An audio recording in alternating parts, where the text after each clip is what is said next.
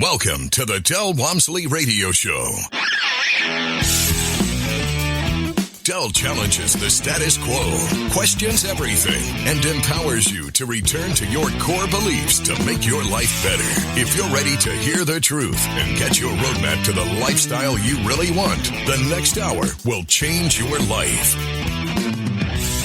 And now, your host, self-made millionaire, national award-winning investor of the year, CEO and founder of Lifestyles Unlimited, Del Walmsley.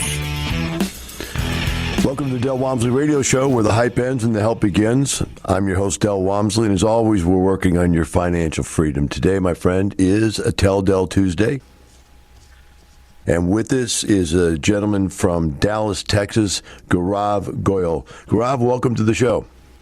Good morning, Del. I'm happy to be here. I didn't catch, is Maheo with you, or are you by yourself today? I'm by myself. She's at a fundraiser, so she can make it. You guys are charity guys. I know that. All right, so let's talk about why you came to Lifestyles. In fact, just a little real quick here. You've done 4 deals as a lead. How many deals did you do as a passive? 18 so far. 18 passive deals. Wow, I didn't even know that. That's a lot. All right, so we got a lot of deals done in a short period of time, joined in 2016.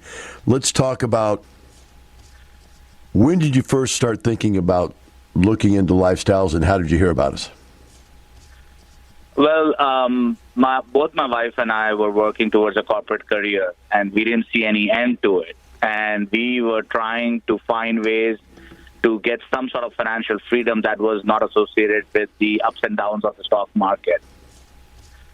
So in 2016, I was talking to a friend of mine who is a Lifestyles member, and he introduced me to real estate investing. I have no background in it. I had no knowledge of it, but he got me intrigued about it enough so that I came in and went to one of those sessions where they talk a little bit about the program. Okay, so you came to one of the free workshops, and what did you think when you first were introduced to it? A little skeptical, being a college-educated person that has made it in corporate America. Was there a little bit of skepticism? It sounded too good to be true, absolutely. And the only reason I came is because a colleague told me, who I felt he's a very conservative investor, so there has to be some meat to it. And I had no background in real estate, so I didn't know what other people were doing. So it was my first introduction to real estate investing. But I was intrigued enough to continue digging further. Now, were you born in India and then came here, or were you born here and had Indian family? No, I was born in India, and I actually came here for my MBA back in 2002. And what age was that? What age I was at that time? Yes, a lot younger, like 25.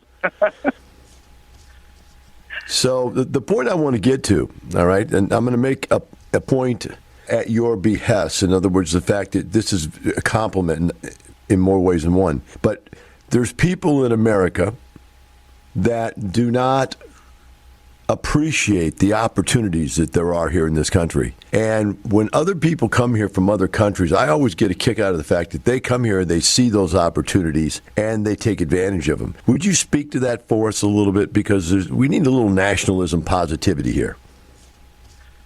Absolutely. I think the U.S. is the most attractive country to come for people seeking new opportunities. We felt that when I was in India studying for my bachelor's in engineering.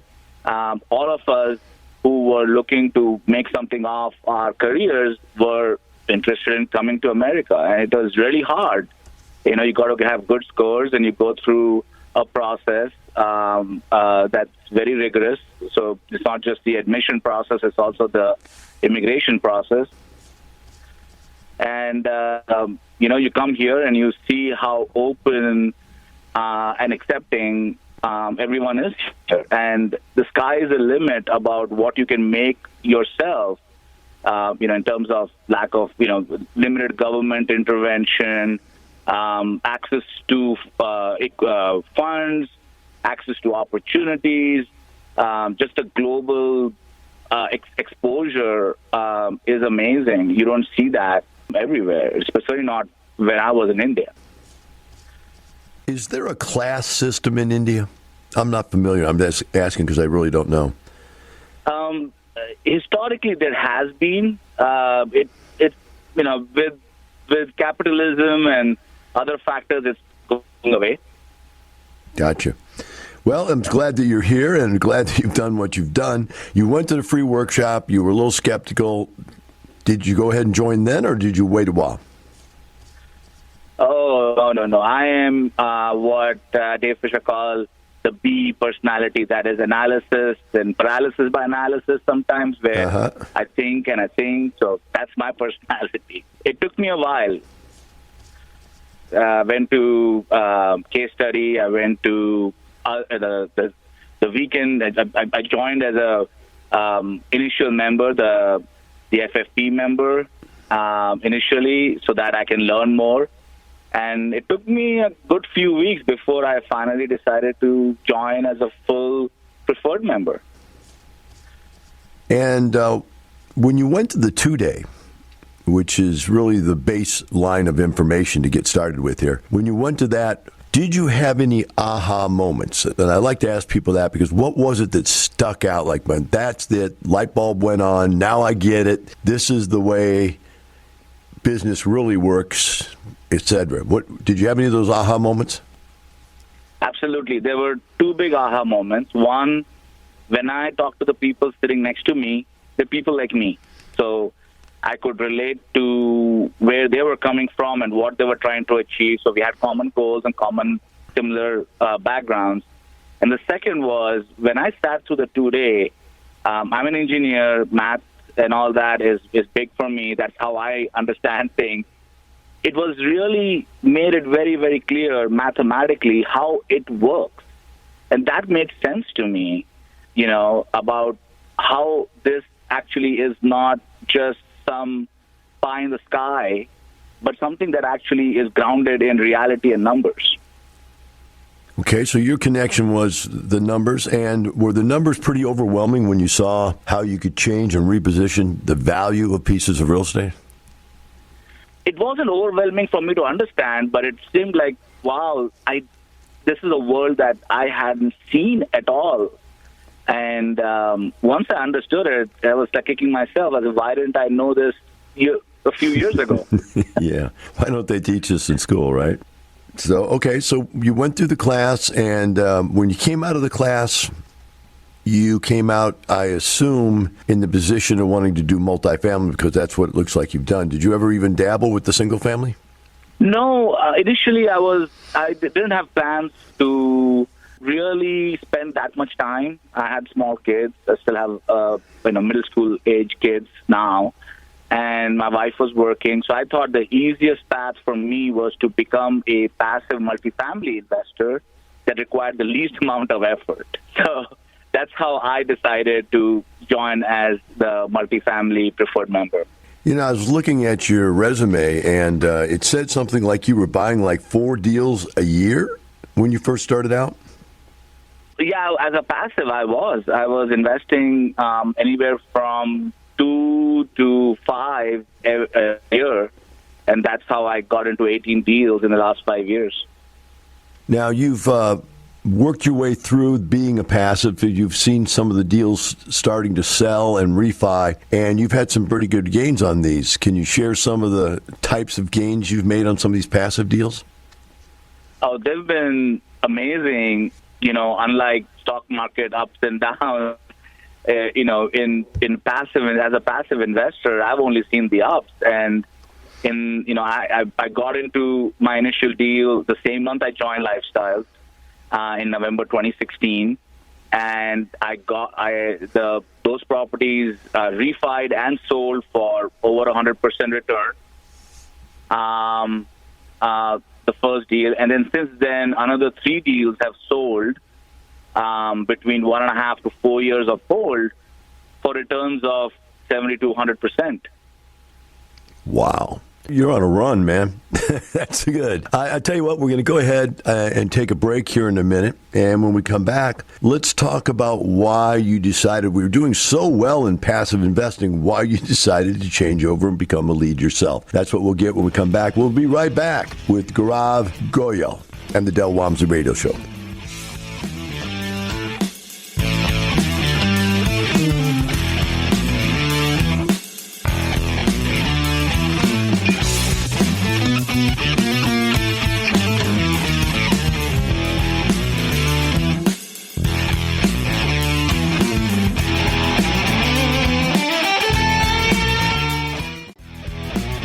Welcome back. Now here's some more unconventional wisdom to set you free from the man on a mission to retire America, one person at a time, Del Walmsley.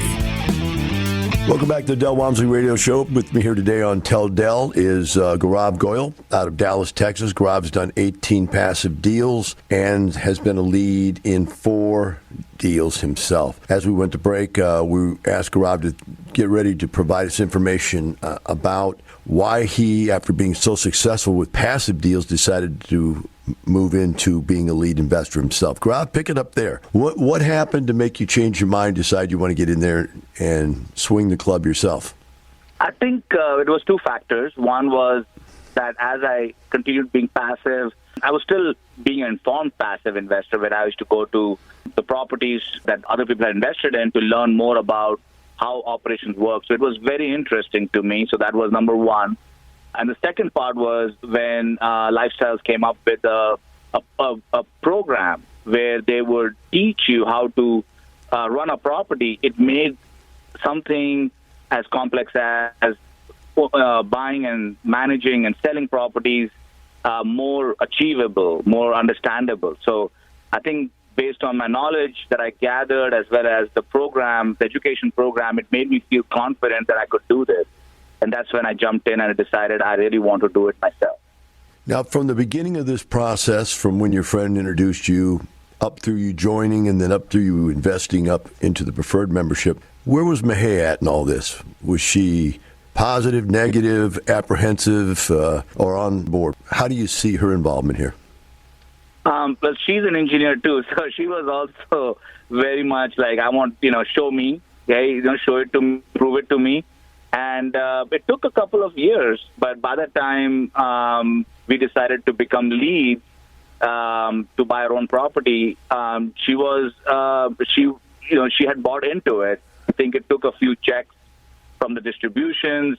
One of the properties refied, and she saw that this is actually something that we can rely on for our retirement. Gotcha. So, as usual, when you get a bunch of engineers in a room, you have your engineering jokes, right? So, if it's not broken, it needs reinforcement. That's right. Right? Every year there needs to be a new model so nobody knows how to use it. Yeah, exactly. I got a ton of them, man. I got a ton of them. If you're born with a hammer in your hand, everything looks like a nail. So. That's right. Yeah, I love it. I go on all day on that stuff. So let's move on. I'm laughing at my own jokes. That's terrible radio, I guarantee you. Good. So when you first decided to do it, let's talk about the process that you took. You went and you took the classes, you got certified. Did you start developing your list of passives before you found a deal, or were you finding a deal and then finding the passives? How did you work that? So there's 2 things we do. We basically, you start meeting people and you start meeting with other passive investors who are interested in being informed about your deal. So you start forming what we call the list of our investors. So, you meet them, you hand them your card, they contact you, you put them on your list, you find common interest of where they want the investment, what kind of investment they want to invest in.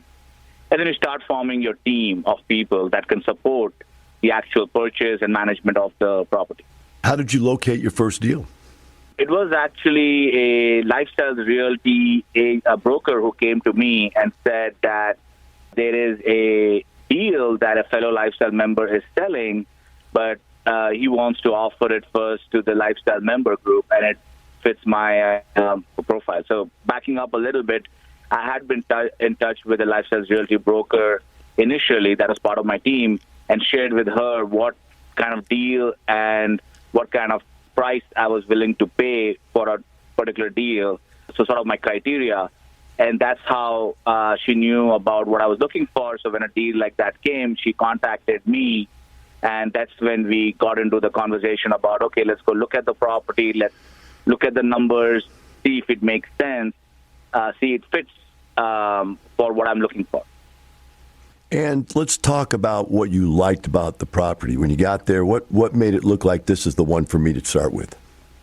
So I think the best part was it was owned by a fellow Lifestyles member, so I know it was maintained well, and there'll be less surprises. I mean, we're buying older properties, surprises are always there, but I knew that it would be well maintained. I also knew that with the team that I had, they could give me feedback on what needs to get done, so I'm comfortable with what I was trying to buy. I thought the price was pretty good for the market.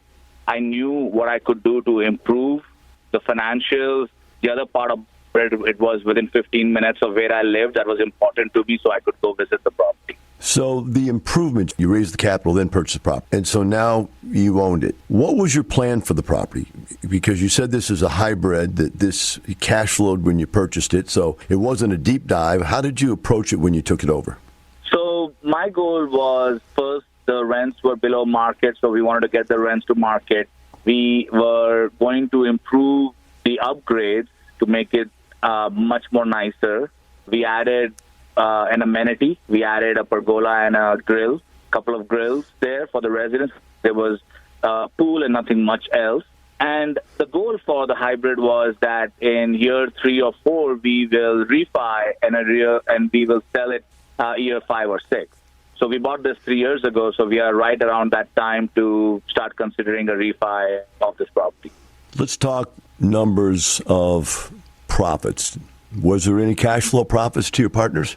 Yes, we cash flowed after the second quarter of our purchase, and we've cash flowed every quarter since. What kind of cash flow numbers were you guys pulling in? What rate of return? Put it in simple numbers that people can understand. Yeah, 5 to 6% a year on an average, even throughout the pandemic. That's great. And now you're coming to a sale? Is this your coming up on a sale, or is this a refi? We're going to do a refi, but we always also look at the option to sell. So we are considering both options, and then we'll present it to our investors to see where they want it to go there. What kind of numbers are you penciling in on this sale, on the refi and or the sale, as far as profits you're going to make out of it? And you only got 30 seconds to answer that. About 100% return on the refi and about 150% return on the sale. Whew. Great numbers, great numbers. Now, from the files of Del Walmsley. Fool me once, shame on you. Fool me 3 times, shame on me. What does that ring into your life when I say that? Well, it's, 3 times we've been hit over the head with losses over the stock market in our retirement accounts. I couldn't stand this roller coaster. So that 3rd time, that's when I finally got off. It just takes me a while, I guess. You know, Bob, we hear that story, and I've heard that since I was a little kid, that, just stay in there. It's going to come back, and you see it go up, you see it go down, then you see record stock market highs. And you have to think to yourself, well, they've got to be right. The market keeps getting larger and larger and larger. But it's all about when it hits, isn't it? That just psychologically kicks you. Yeah, and it just would feel like we would go down and down and down, and I'm watching our accounts getting lower and lower. And so then you think, okay, it can't go any lower than this, and then it would go lower. Well, then at that point you have to stay in just to let it ride back up. But, like you said in the 2-day, I've heard this multiple times, if I lose 50%, I got to gain 100% just to get back to where I was. We'll be right back with the Del Walmsley Radio Show.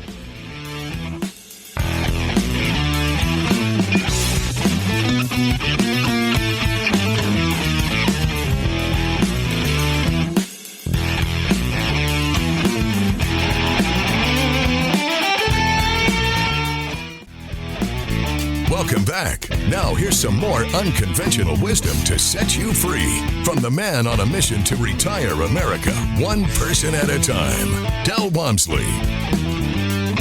Welcome back to the Del Walmsley Radio Show. With me here today on Tell Del Tuesday is Gourav Goyal from Dallas, Texas. Gourav has done 18 passive deals, very profitable deals, and he's also done 4 deals as a lead, syndication as a lead. So as we get into this, Gourav, you've told us about the first deal you did and why you liked it.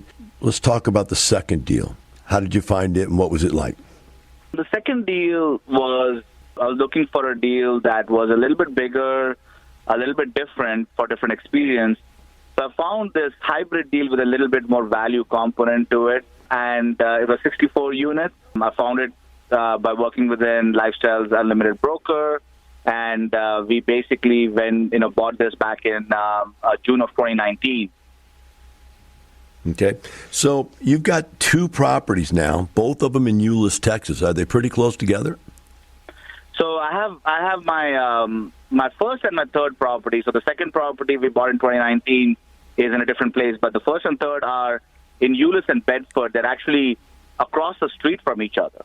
Wow. But they're just separated by a road, but they're in different cities. So that's how it worked out. And we actually branded them the same, and we combined the offices, and we've got a lot of operational efficiency just by doing that. So you took a 58 and tied it together with a 64 and created a really more functional combined number of 115 or so units, 112. Yeah. You have better staffing and better purchasing ability and management ability by doing that. Yeah, that's very good. And I think it's 122. I'm trying to do the math in my head here, but I did the same thing. I took a 68 and a 64 right across the street from each other and put them together. And, man, that was one of the most profitable deals I ever did because you're taking the economics of a property that's trying to manage everything for a 64 or 68, and yours was a 64 and a 58. But each one of those has all of this duplicated overhead costs that when you put them together, you get rid of the duplicated overhead costs and staffing costs and so forth. And that should have taken them, whatever your NOI was and your cash flow was when you bought them, just one up the way it was even before you started to fix it. Just by putting them together, that should have given you the economics of scale to make them both go up in profitability and value. Is that the case? Absolutely. And the one thing that we found also is, if you look at potential pool of buyers in the future, there are more buyers looking to buy bigger properties, which means higher prices per unit versus smaller properties. So there is some potential benefit of that as well. Well, it actually gives you the ability to have both, right? You can either sell them together or separate them, whichever you could. At the moment, maybe there was a higher demand for small properties. Either way, you've got them both. So it's a pretty good deal, especially when they're right across the street from each other. Let's talk about what did you do to this one to improve it?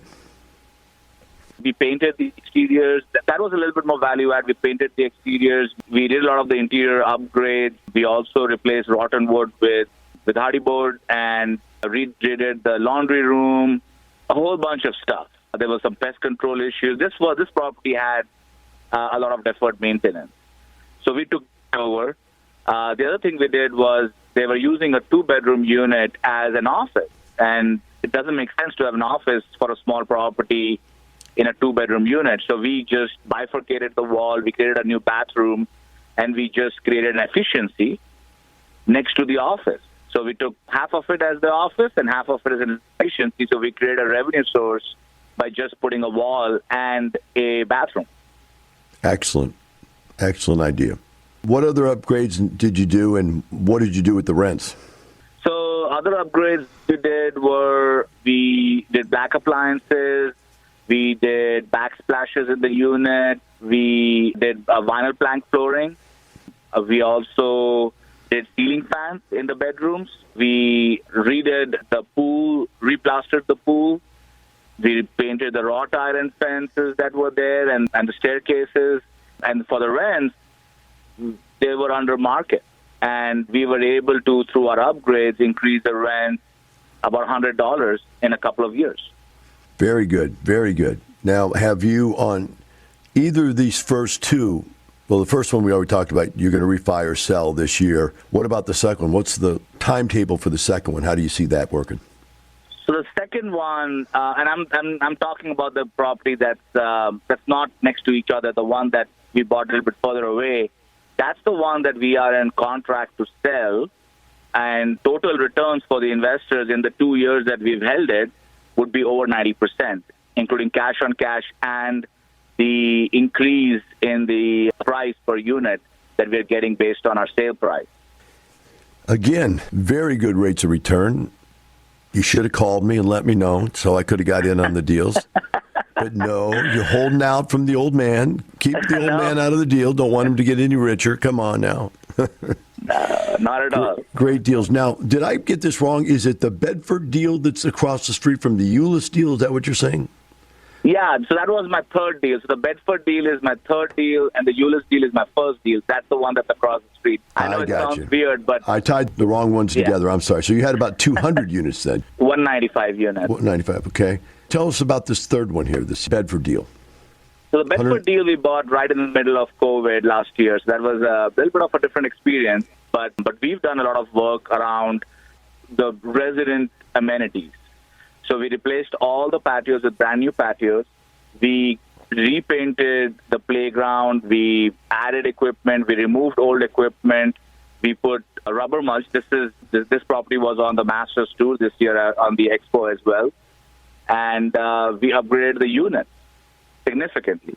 This one is an all-bills paid property. It's a sub-metered property. So one of the things we found is we had the great freeze in Texas this year. A lot of people were interested in all bills paid property. And we just found that allowed us to raise our rents pretty much every other month and still have a lot more prospects. So we've been able to increase our rents by $138 on just our regular units, which are not super upgraded. And then we said, hey, we have an ability to upgrade them even further because the demand was so high and everybody was like, yeah, I would pay more. So we just did a diamond class or a super upgrade where we put granite countertops and upgrade bathroom tiles and much more nicer fixtures. And we were able to raise the rents by $300 for. So we've got 2 units so far that we have raised the rents $300. And now we're looking to do more. That was not even in our plan. We just found the demand spoke to us to say that there was a few people, there were at least a few people who were willing to pay the premium for the nicer apartment. In these situations, Gourav, every time I see this, we always look and you find out you have this greater potential, but you didn't know it going in. So you didn't bring the money going in to do those upgrades. How are you financing those upgrades at this point? Part of it was because we were able to raise rents a lot faster, so our income went up. Our initial increase in income for the first year was a lot more conservative. So when we raised our normal rents by $138, it created additional cash flow. And the second thing was we have a contingency fund that we keep in every property that allows us to get through things like the pandemic, to get things like any major unplanned expenses, like a boiler breaking down. That looked fine when we took over the property. So we were able to use some of that contingency money and apply towards these unplanned but revenue increasing upgrades. So you don't feel that you put a bind in your cash flow doing this? No, not for the 2 that I've done so far. If I had to do a lot more, then maybe, but I can do a few more before I have to worry about that. Excellent. I've seen that happen in the past. That's why I'm asking the question. Looks like we're going to go to a break right now. I'll be right back with Gourav Goyal and the Del Walmsley Radio Show.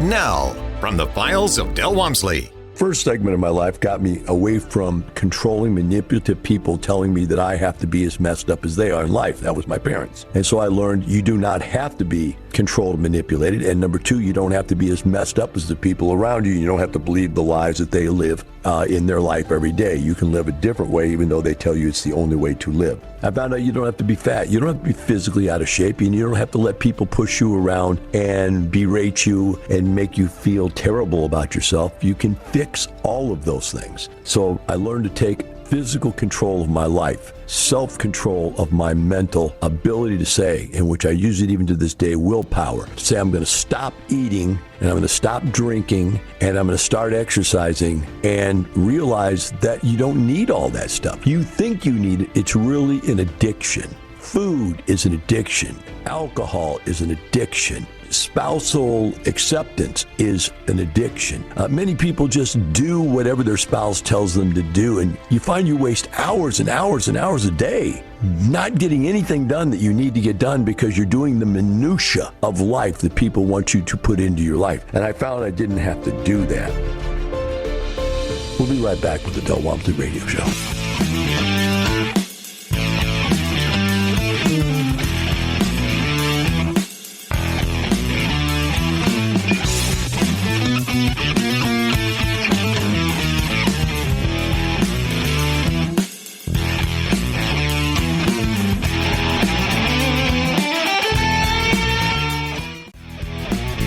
Welcome back. Now here's some more unconventional wisdom to set you free from the man on a mission to retire America, one person at a time, Del Walmsley. Welcome back to the Del Walmsley Radio Show. With me here today on Tell Del Tuesday is Gourav G. And he's out of Dallas, done 18 passive deals, 4 lead deals. And as we come to this segment, the last deal to talk about is the one you're working on now. You have not closed this deal yet? Yeah, no, we have not closed. We're scheduled to close in the next 2 weeks. All right, so 265 units. I don't want to say any more than that about it because we got to be careful about 2 things. One, giving away your information so that somebody else doesn't try to squeeze in and take your deal. And secondly, because we don't want to act like we're trying to solicit for the deal. So if we can stay outside of those parameters, what's the idea of moving up to a 265-unit deal? What do you like about this deal? The one thing I like there's a few things I like. There's one main thing is this area is going through a rejuvenation. The city is investing particularly some funds to improve the area. So you always want to look for the areas where you are going in where things are getting better, right? So that gives an opportunity.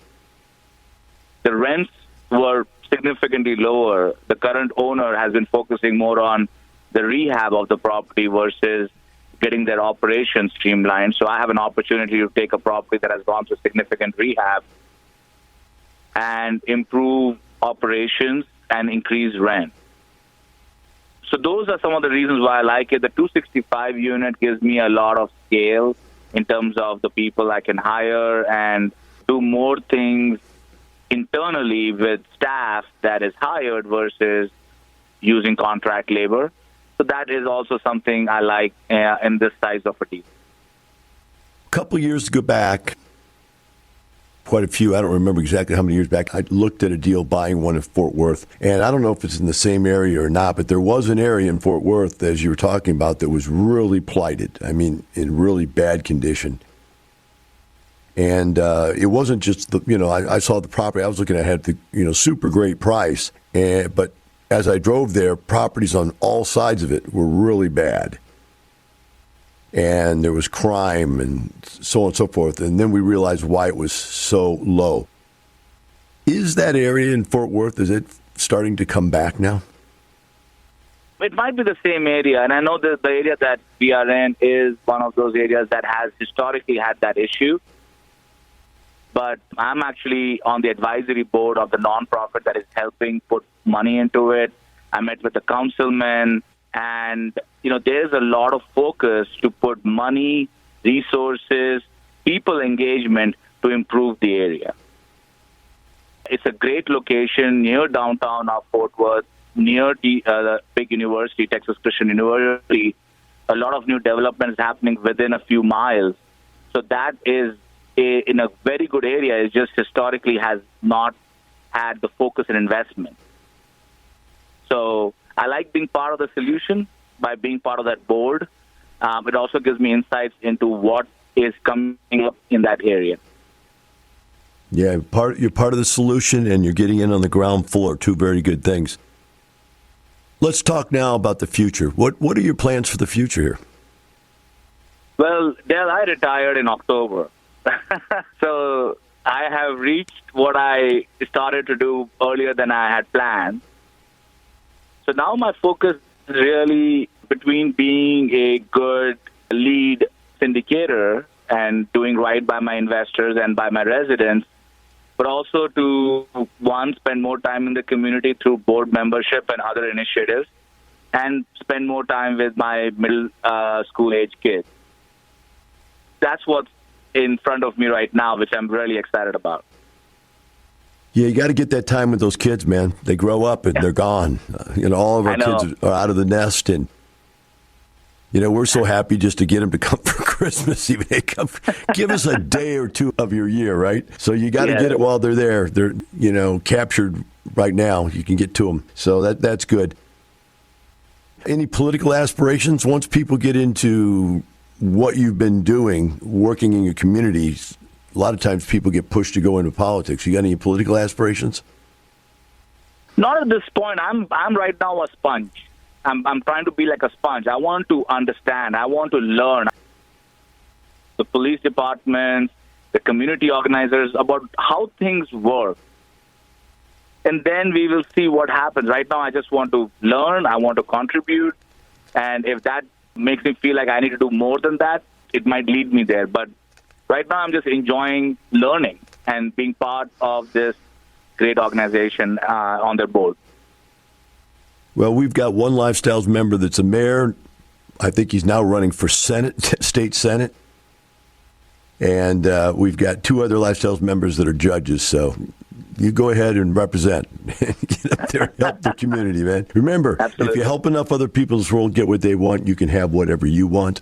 And people go, I don't believe that. And I say, yeah, why? I said, because I helped somebody once and I didn't get anything. Once is not enough, man. You got to get out there and touch some people. And you sounds like you're out there touching people. Gourav, that's great. Wonderful thing. How about Mahia? Is she a believer yet?